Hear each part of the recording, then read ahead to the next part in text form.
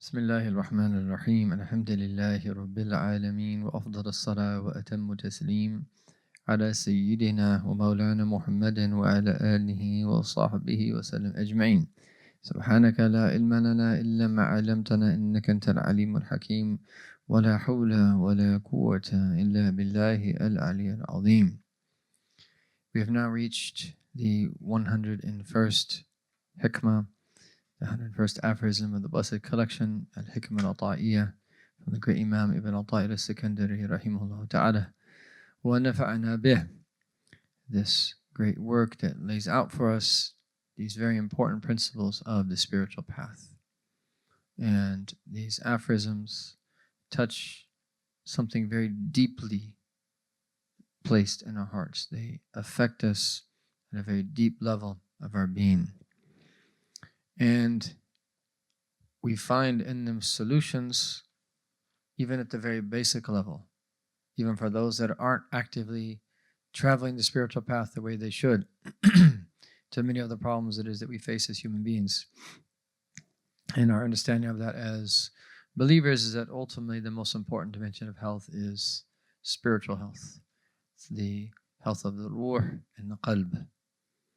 And the more that the ruh dominates the heart, the healthier the heart will be. The more that the qalb is polluted by the nafs, is that the more detached it will be from the ruh, the spirit. So the heart is the battleground. And then to the degree of the influence of the nafs is to the degree that the ruh is covered up. To the degree that the ruh dominates is to the degree that the nafs is that put in its proper place and tamed. And so this is what we want. We want that our spirits to dominate our physical bodies. And so he gives us these great principles for you and I to be able to put into practice. So the 101st aphorism states, متى أوحشك من خلقه فاعلم أنه يريد أن يفتح لك باب الأنس به. And so Dr. Muhammad Rustam's translation of that is, when Allah estranges you from his creatures, it is because he wants to open the door of intimacy with him. And so in an age of unprecedented interconnectedness, we have unprecedented loneliness. And so in an age of that deep loneliness and deep-seated alienation, as that this hikmah and aphorism is very important. And not to say that there's not other things that we can do at the surface level to help people that are lonely, but this frames it in the right way. And ultimately, that if someone does not believe in Allah, and if someone is not actively traveling the spiritual path, is that they are much more susceptible to becoming lonely in the negative sense of the word. And so this could be summarized simply as the wisdom of being estranged from creation. We'll explain some of these terms because they might not even be familiar to us, even in English. So one of the key words here is awhashaka. And essentially he juxtaposes that wahsha to uns. And that wahsha is loneliness, estrangement, or you could even say alienation.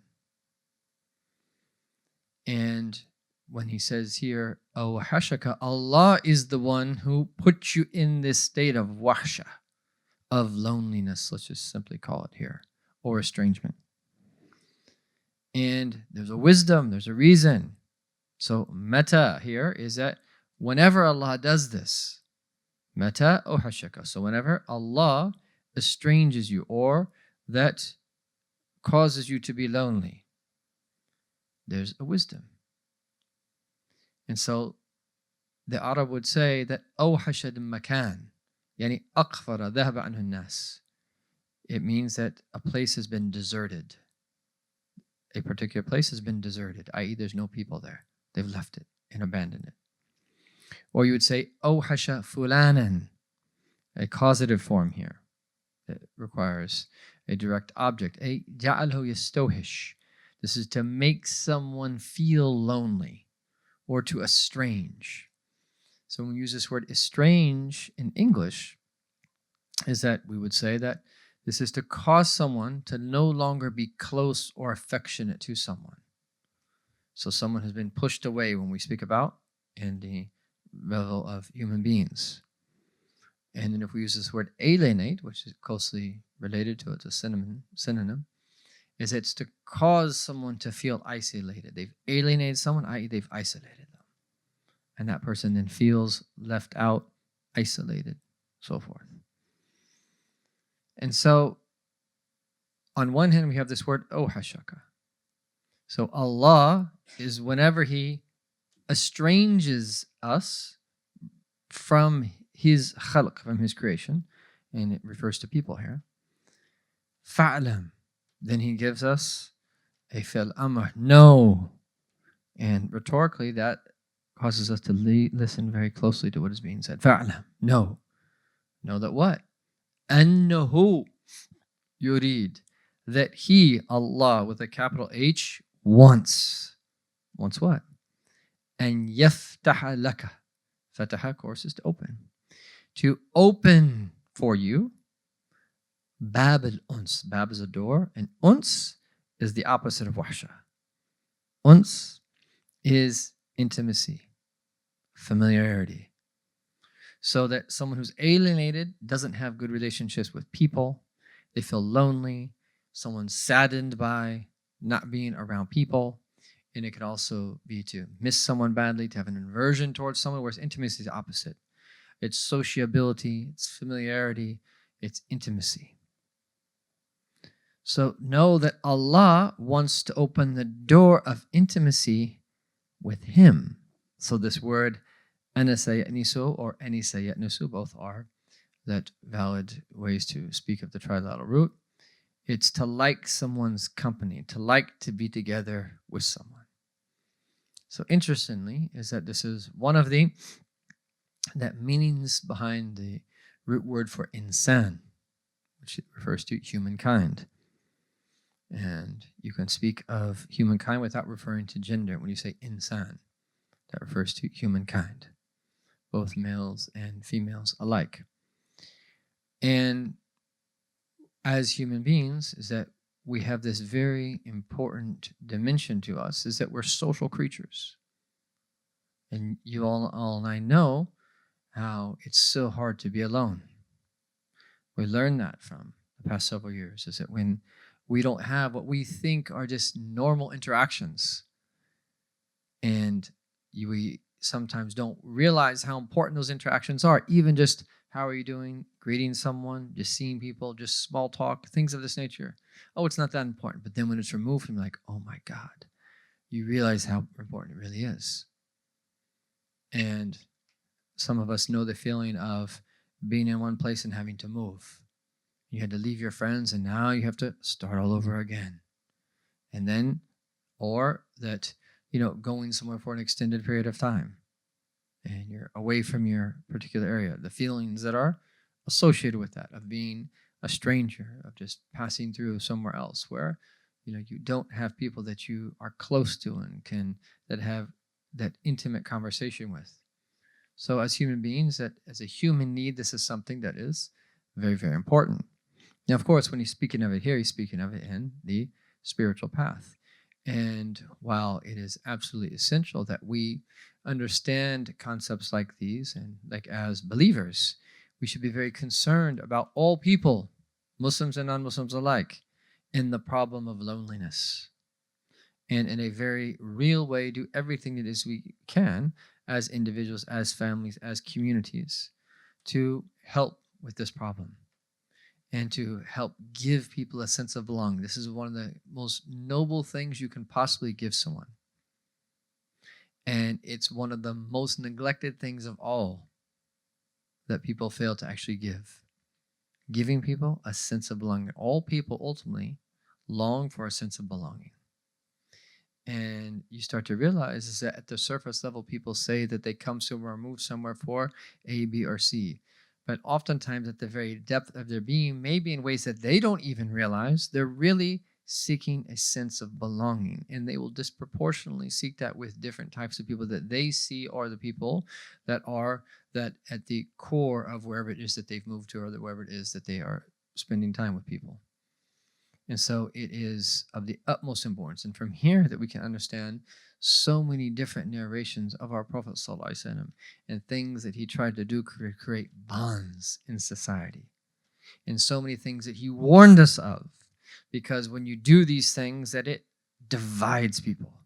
And so this is really serious. And we should take it very serious. And you and I should be people who that allow ourselves to be befriended and befriend others. That this is the way that the believer is. And our Prophet said about the one is La khayra fi man la ya'laf wa la yulaf. There's no good in someone who does not befriend others or allow himself to be befriended. So again, the way we carry ourselves, this is a responsibility to make people feel that they're a part of something, that they are that connected. And we should do this with all of humanity. And of course, that especially with believers, and especially with believers that are like-minded and closer to you in a physical sense, and so forth and so on. So when he's speaking of it here, though, he's speaking of it in the spiritual sense. And this is why it is so deep. Because there's something, if we say that sociability is very much a part of being a human being, and there's something very deep that we are seeking with other people and through the relationships that we have with them. Even deeper than that is what you and I are seeking by virtue of our ruh, our spirit, and its desire to be connected to the Lord of the heavens and the earth. That's actually the deepest part of the human being. And the way that you and I long for our true home. In this world, we always will have nostalgia and long for where it is that we came from. And there is, when we say that loving from where you're from is from faith. Right? It's from Iman to love where you're from. Because this is where you grew up. And you and I all know when we go to where we grew up, the streets, the trees, the smells, the things that we see, all these things trigger experiences. They trigger that different things that we experience and so forth. And sometimes not the best thoughts, other times that great thoughts. But the point here is that what we really long for as human beings is our true homeland, which is the divine presence. From the day of Alastu bi Rabbikum, when we're standing before Allah, every human soul, whether they realize it or not, is longing and will always be aching until it returns home. And home is in the divine presence. That's home for the human being. In other words, no matter what it is that we do to try to fulfill ourselves, we'll never truly be fulfilled unless that void is filled. And that can only be filled through true religion from a true prophet and from the teachings of our Prophet Muhammad ﷺ, because his teachings abrogate any other previous religions. Is that this is where you and I have to learn the principles that we then follow, where we attain this reality and thus fulfill our purpose here on earth. This is the most important thing of all. Before family, before career, before all of these other things. Rather, we have to see all of these other things in our life from this perspective and embark upon all the other things that we do in our life in order to achieve this reality. This is what life is all about.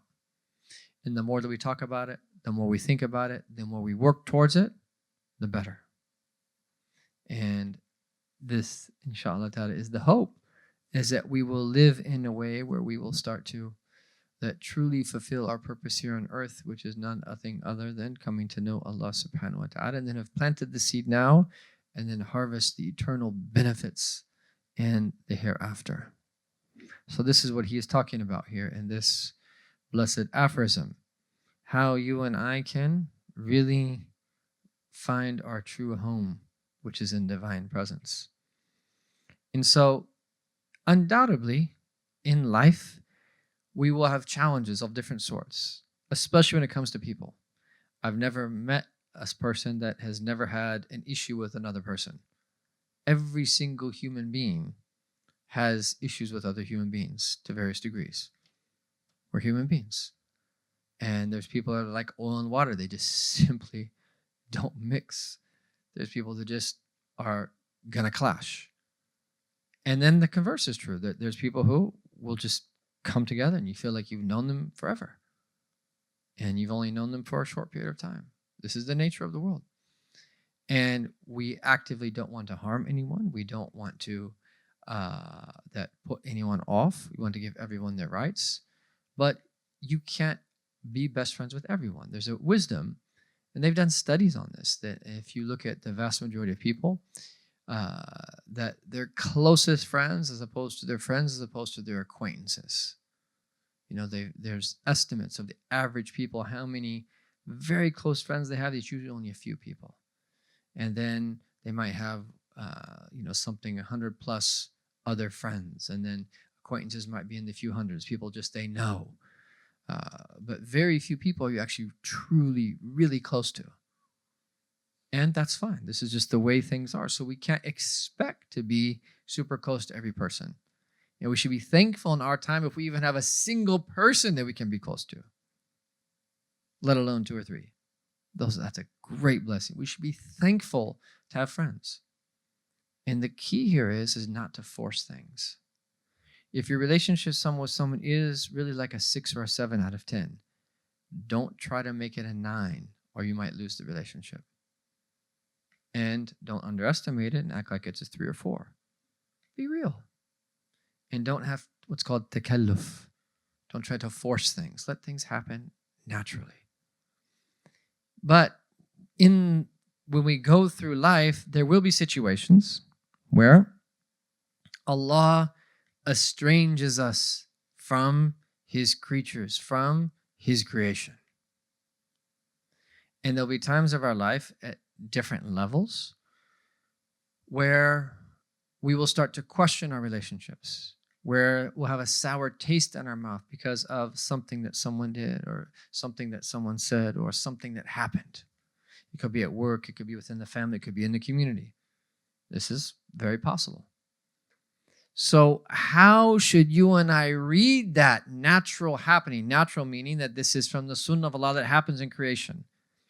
This is where we need religious principles. There will be people that it leads them to get angry. Worse yet, to get violent. There will be people who it leads to depression and it leads to a whole bunch of other things. But for religious people, if we see that happening, again, there's various degrees of this.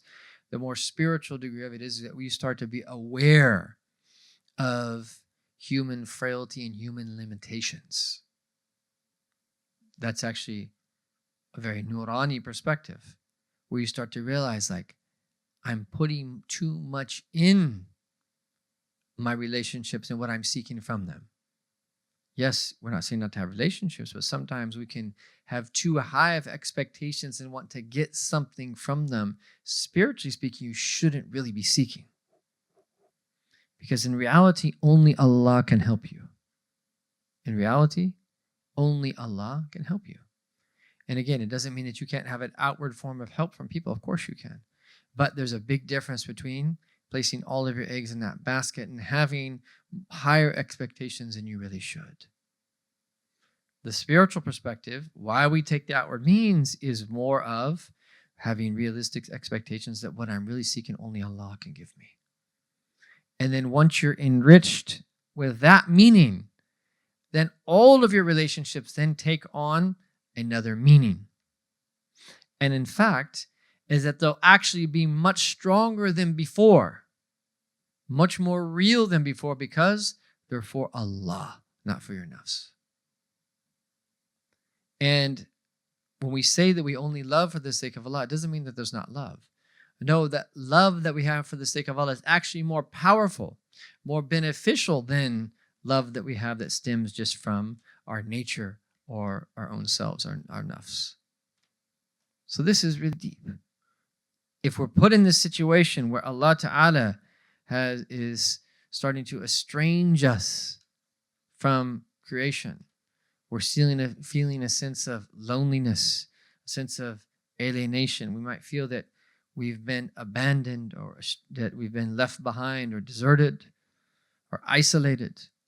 Is that you and I should immediately see this as being from Allah. And Ibn Atta'illah is very careful in his words. So when he says that awhashaka, Allah is the fa'il of this. He is the one who estranged you. But again, is that when you and I go through things that on the surface level is evil, it's not something that's tasteful to the human being. No one wants to be lonely and estranged. The reality is that there's a wisdom behind it. So it's outwardly in the form of something that seems to be evil or bad, but it's batin, its true reality is that it's good.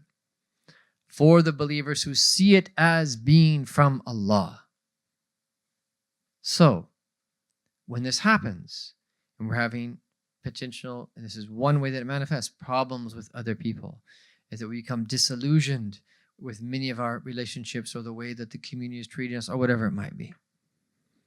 Is that fa'lam? This is where we have to know. Fa'lam. Again, it's an amr. Know. And that this is a rhetorical device to alert us to wake up. To not just let ourselves interpret it based upon our nafs, based upon our own limited understanding of this world in which we live. No, connect it to the doer of all things, which is ultimately Allah subhanahu wa ta'ala. Annahu yurid. He wants. Allah wants. When He's putting you in this situation, if you see it as being from Him, and you have the ability to then do your part in response to it, and yaftah lak. Allah Himself wants to open for you Bab al-Uns bihi, the door of intimacy with Him. So, Sidi Ahmed ibn Ajiba, radiallahu anhu, let's read a little bit about what he says. Commenting on this blessed aphorism, هذه سنة الله تعالى في خلقه. The sunnah of Allah is the way that He normally deals with His creation. This is the way that Allah Ta'ala normally deals with His creation. إذا أراد أن يؤنس عبده بذكره. If Allah wants to make His servant find intimacy in His remembrance. And that's important to clarify here. We say Bab al-Uns bihi, intimacy with Allah. It's not an intimacy like you and I when we touch another human being. This is an intimacy with the remembrance of Allah. So when we talk about intimacy with Allah, we're talking about intimacy at the heart level with the meanings of remembrance. Just as when we talk about closeness to Allah, proximity to Him. It's not a physical distance. This is a closeness of the heart. This is a closeness of the heart. When we talk about a hard heart, we don't really mean to go in there and the heart is actually really hard. No, it means that the heart is distant from these meanings. We're not feeling them. We're not aware of them because the heart is hard. And when the heart becomes soft, is that what we mean by that is that it's receptive and it can receive. We know that mercy is descending. We know that Allah is giving out blessings. But if we're not ready to receive that with our hearts, it's like rain that comes on the concrete here. This is why we have to put in these expensive drains, because it's not going to be soaked up by the grass and the foliage. It's just going to run right off, right? But if you have nice, fertile soil, it absorbs. It absorbs. And this is how we want our hearts to be. So when Allah Ta'ala wants to make His servant find intimacy with His remembrance, وَيُتْحِفَهُ بِمَعْرِفَتِهِ, and to gift him knowledge of Him, أَوْحَشَهُ مِنْ خَلْقِهِ, Allah Ta'ala will make that servant of His estranged from His creation. Allah Ta'ala will cause this individual to move away. Now, it doesn't mean that you don't ever talk to people, but it means you start to separate yourself in your heart. And it could be for a period of time with some people that are taking the spiritual path seriously, or even others that are kind of taking the spiritual path seriously, is that you limit your interactions. And then for some people, no, there's periods of time where they are that in that higher degrees of seclusion. And then what happens as a result? وَشَغَلَهُ بِخِدْمَتِهِ. And then Allah preoccupies that servant of His to that serve Him through worship in all of the ways that we do this. Now look at what happens. There's some people who just, there's a period of their life where this starts to dominate their heart. And Allah takes them and that makes them, that it's just not the same. You know, for them to go to that same Super Bowl party, or for them just to go hang out with the guys, or whatever it is that people do, or just spend time talking, is that it's not that you're antisocial, but it's like, it's just not the same anymore, right? And then if Allah Ta'ala preoccupies you then with His service and worship and remembrance, وَأَلْهَمَهُ ذِكْرَهُ, and He inspires him with His remembrance. If someone starts to take this path, then there's something that happens. حَتَّى إِذَا امْتَلَأَ قَلْبُ بِالْأَنْوَارِ, until that someone's heart becomes filled with spiritual light. وَتَمَكَّنَ مِنْ حَلَاوَةِ الشُّهُودِ وَالْإِبْصِبْصَارِ, and they become firmly rooted in the sweetness of divine witnessing, which is a very high degree. وَالْإِسْتِبْصَارِ رَدَّهُ إِلَيْهِمْ رَحْمَةً لَهُمْ, then Allah Ta'ala returns these great servants of His, right, to the people as a mercy for them. لِأَنَّهُ حِينَئِذٍ, because when someone that goes through this process of purification and they become grounded in the knowledge of Allah, then they go back to the people. But now, لِقُوَّةِ يَأْخُذْ مِنْهُ وَلَا يَأْخُذُونَ مِنْهُ, is that this person benefits them and is not impacted by them. And so he says is that an analogy that you can give outwardly is to think about that like a candle, for instance, and the light of a candle, the breeze that comes by just puts out the light of the candle, right? But if that light of that candle then that starts to touch things that are around it, and so that he says that would lead to, let's just say that you have now firewood started by that same flame, and that flame created a larger fire. And he says then as that fire, that if you would go beyond this, it would kind of get out into a forest or something like this, that once that the fire starts to become a raging fire, now when the winds blow, instead of blowing it out like the candle, now it actually spreads the fire more. So wind in the beginning, and here like the winds of tribulation, it's a metaphor for the winds of tribulation, will blow a candle right out. But when there's a raging fire, and the stronger the wind, the quicker the fire is going to spread. And here, the point of the metaphor is that it's not going to put the fire out. Right? On the contrary, someone will actually then benefit from all of those tribulations that it is that they go through. Now, so when Allah Ta'ala puts the faqir, the aspirant, the one who is seeking close to Allah Subhanahu wa Ta'ala in this state, it's because is that He wants us to find intimacy in Him. And He wants us to be sufficed and enriched وَيُغْنِيكَ بِمَعْرِفَتِهِ, at the depth of our being through knowledge of Him. And then He gives an example of the Prophet Muhammad himself, sallallahu alaihi wasallam. And we know, as is in a hadith, that our Prophet sallallahu alaihi wasallam, before he became a prophet and a messenger, حُبِّبَ إِلَيْهِ الْخَلْوَةِ, or you could say al-khala, going into that حُبَّ إِلَيْهِ الْخَلْوَةِ, that solitude was made beloved to him.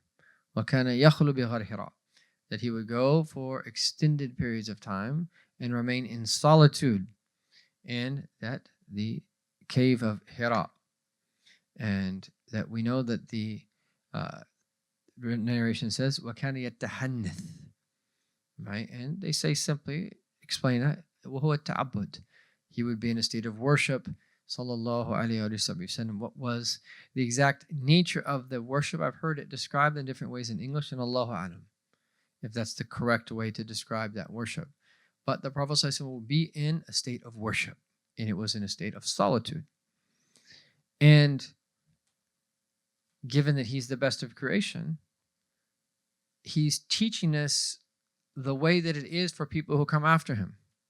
And for the vast majority of people, is that this is the type of thing that happens to them before they receive great openings. For the Prophet, it was wahi, before he received revelation from Allah Ta'ala. That khalwa, being alone, was made beloved to him, sallallahu alayhi wa sallam. And we know that he would come back, and Sayyidah Khadija would give him provision, and he would go back. And this blessed place that on the mountain of light can still be visited to this day. And there was a spot where only one person can really worship in there, and you could actually see the Kaaba from that spot. So this is a very blessed place. This is where our Prophet ﷺ received the first revelation. But he says the wisdom of this, i.e. going into solitude before someone receives their opening for non-prophets, tasfiyat al-bawatin, is that where your heart is now being purified. Min ash-shawaghil wa shawaghib. You're being purified from things that preoccupy you. You're being preoccupied. You're being purified from all different types of things that trouble your heart. Why? لِتَتَهَيَّأْ لِقَبُولِ مَا تَتَحَمَّلُهُ مِنَ الْأَسْرَارِ وَالْمَوَاهِبِ. This is a necessary stage to prepare you to be able to receive that various secrets and gifts from Allah subhanahu wa ta'ala. فَإِذَا تَطَهَّرْتَ مِنْ أَقْدَارٍ مُلِئَ بِالْأَنْوَارِ. When we purify our hearts from all types of diseases of heart, from all types of that dirtiness at the heart level, our hearts will be filled with light. And so you have takhalli and tahalli. There's a process of purification where you're emptying the heart, where you are purifying the heart, and then the heart is adorned. And then what happens in it is فَأَشْرَكَتْ فِيهِ شَمُوسُ الْإِرْفَانِ. And this is the whole goal, is that then the light of gnosis now shines in the heart. وَتَمَكَّنَ مِنْ حَضْرَةِ الشُّهُودِ. And then someone becomes firmly rooted in divine witnessing. That is the goal of life.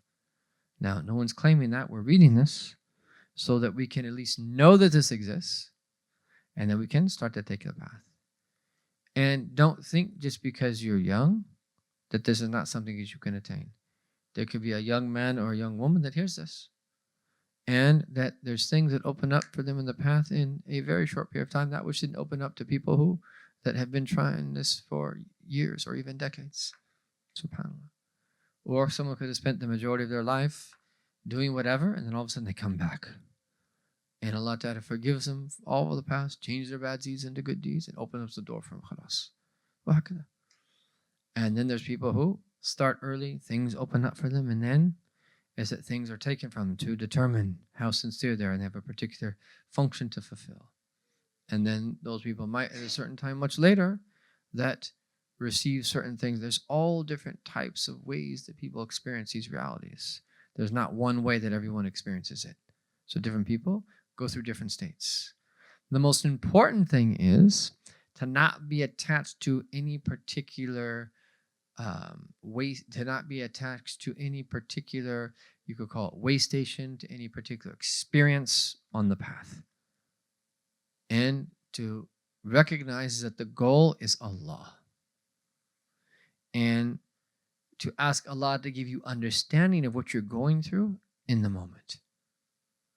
And even though sometimes if we had moments where things were good, where we might be seeing good dreams or might having good feelings, and we cease to feel like that at a certain time, if we look at our own selves and the things that we're doing, yes, rectify those things.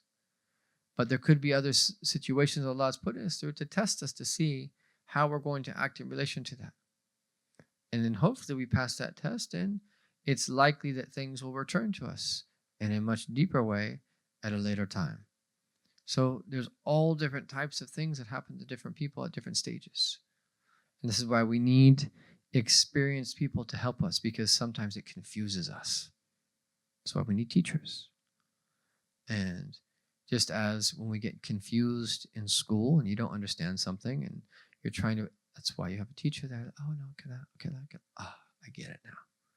Okay. And then you understand. And your understanding builds. As we travel the spiritual path.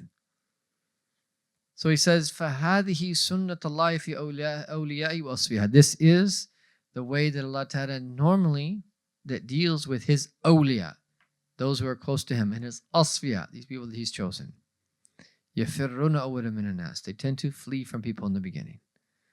حَتَّى يَحْصُلُ لَهُم مِّنْهُمُ الْإِيَاسِ. Until that they despair from them. ثُمَّ يُرَدُّهُمْ إِلَى الْحَقِّ. ثُمَّ يُرَدُّهُمْ الْحَقِّ إِلَيْهِمْ. And then the truth, Allah returns them to him. رَغْبًا عَلَى أَنفِهِمْ. Even if they don't want to go back. لِمَقَامَ الدَّلَالَ وَالْإِرْشَادِ. So that they can go back and help people. فَيَنْتَفِعْ بِهِمَ الْعِبَادِ وَتَحْيَا بِوُجُومِ الْبِلَادِ. So that then, is that the servants of Allah Ta'ala then benefit from them, and then that with their presence is that lands come to life. Entire regions come to life through these people. There is nothing more important on the face of this earth than these people. The awliya of Allah, those who are beloved to Allah. There is nothing more that we could do for Palestine or anywhere else on earth, or anyone else, or anyone going through any type of difficulty, than to attain wilayah. We need more people to become awliya of Allah. And the more awliya of Allah, the better everybody in existence is going to be. And then if we have that and then take all the means outwardly, we're doing our part. And then we wait for the nasr. We wait for the victory of Allah Ta'ala. But if we're only taking the outward means and we're neglecting this, it's going to be limited. We're going to be left to the means. And if we're only focusing on this and we're then we're not having proper manners with Allah Ta'ala, what He's commanded us to do. Is that this is the foundation, i.e. our relationship with Allah, rectification of individual souls. And we combine with that, taking all of the means Allah has permitted for us outwardly, based upon true religion as interpreted by the great scholars in every generation. When we combine those two, then inshallah ta'ala, is that the faraj is qareeb. Relief will be near. But when we go to one extreme or the other, is that the benefits will be limited. And so that with these people, is that people benefit and that lands come to life. Anyone knows that feeling?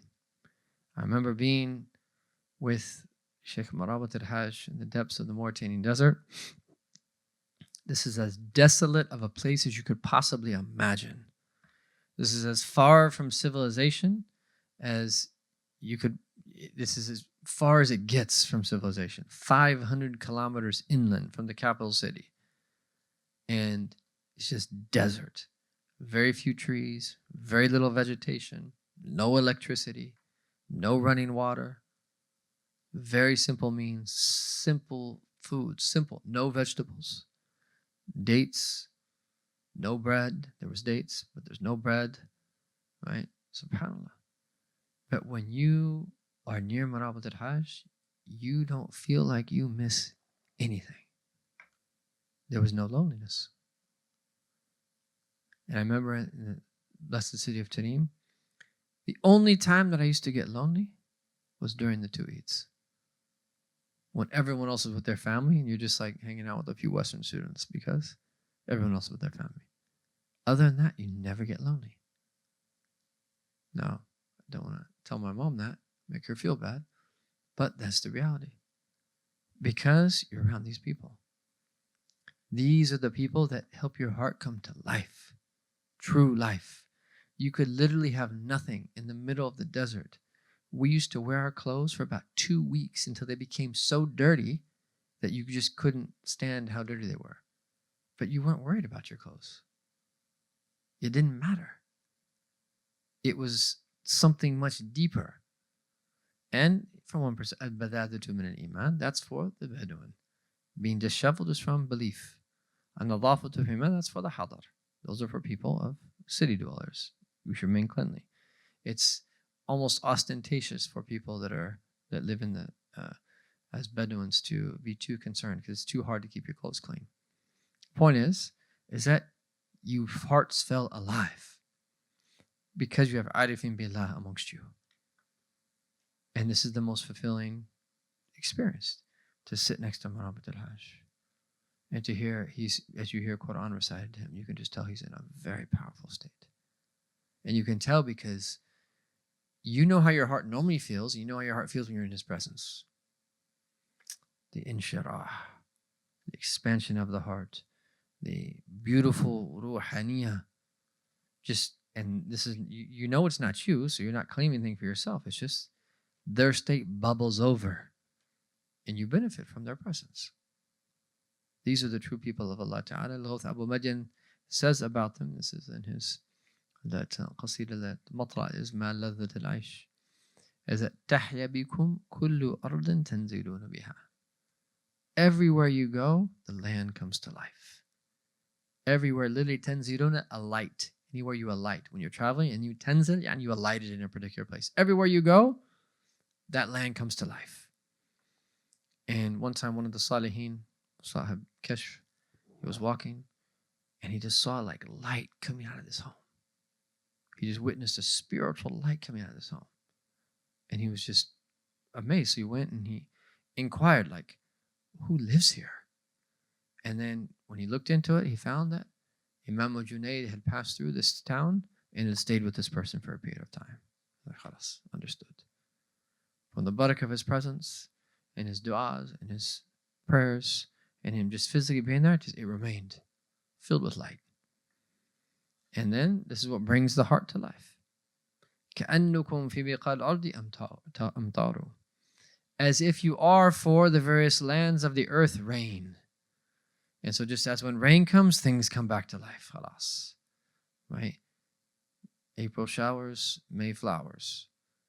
And you see this no better way than in the deserts. When the rain season comes, literally nothing is growing. And then all of a sudden, like in 2 or 3 days, all of a sudden, there's all this grass. SubhanAllah. وَتَشْتَهِ الْعَيْنُ فِيكُمْ مَنْظَرًا حَسَنًا. The eye longs and desires to look at something that is so beautiful.